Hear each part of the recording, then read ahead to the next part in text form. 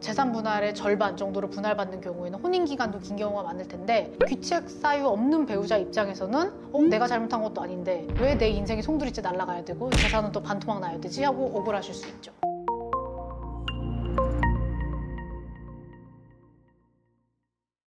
변호사님, 얼마 전에 SK그룹 이혼 소송에서 어마무시한 판결에서 완전 난리가 났었잖아요. 사람들이 막 위자료 대박이다 이러는데 일반인도 이혼하면 저렇게 억 단위 위자료 받을 수 있어요? 그거는 이혼 위자료뿐만 아니라 상간소송에서도 20억대 위자료 판결 나왔거든요. 현실적으로는 엄청 이례적인 케이스죠.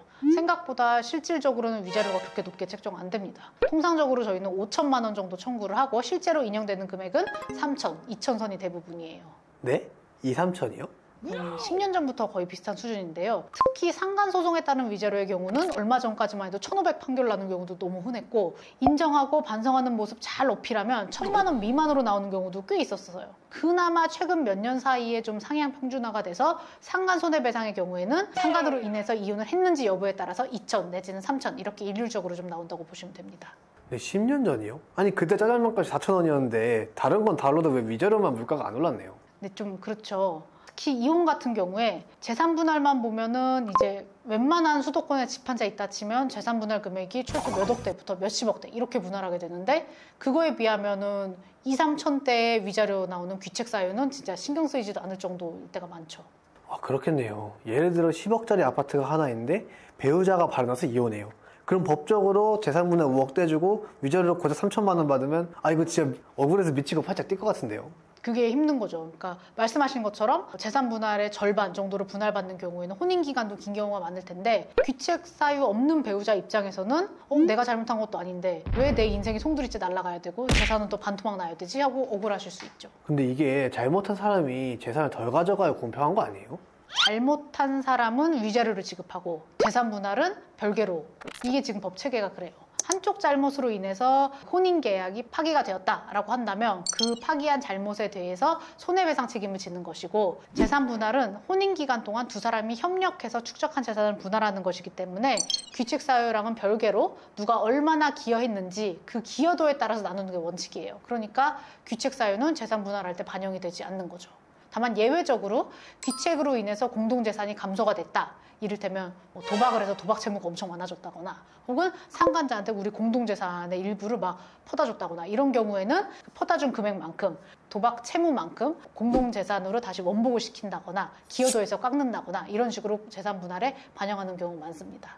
그러면은 자산이 많으면 위자료 지급은 별로 부담이 안 될 수도 있겠네요. 재산 분할이 문제지. 실제로도 재산 분할 대상이 많을수록 위자료는 진짜 별로 신경 안 쓰고 지나가는 경우가 많아요. 그러면은 부자들은 위자료를 더 높게 측정하고 그럴 수는 없어요? 근데 그건 또 일반적인 법감정에 반하겠죠. 이를테면은 돈 많은 사람이 바람피면 얼마고 돈 없는 사람이 바람피면 얼마, 막 이렇게 정할 수는 없는 거잖아요. 그러니까 결국에는 전반적인 위자료 금액이 지금보다도 더 상한선이 올라가야 되지 않을까 싶습니다. 아, 지금보다 훨씬 더 높게 말이죠. 그렇죠. 통상적으로 정신적인 손해배상이라는 것 자체가 그 손해 입증이 쉽지가 않아요. 그래서 이혼 위자료 말고도 일반적인 민법상 불법 행위로 인한 정신적 손해배상도 손해배상금이 그렇게 높지 않은 건 사실이에요. 그나마 혼인 파탄에 따른 위자료는 정형화되어 있는 편이기는 하지만, 그래도 결혼 생활이 송두리째 날아가고 파경에 이르는 그 고통을 위자하기에는 너무 적죠.